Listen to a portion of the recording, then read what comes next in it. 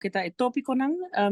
lo qual hala minha atenção tá tinha um follow-up riba e rapport com a Sali voor de ombudsman kuta e kopzorgen die Caribische studenten dus kiko te konan kunang na pora saka fo kuta echt bobis as tropas moet nang kuta estudiando kinang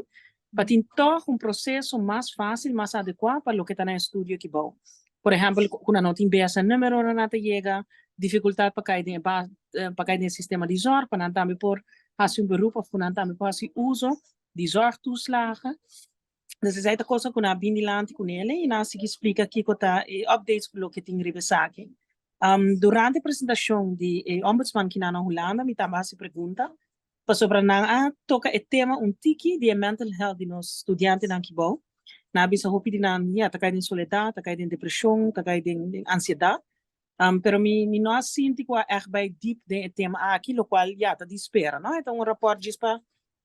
diz para indicar que é kopzorgen tá que é tema não de preocupação pero não também muito deep of specific ribanang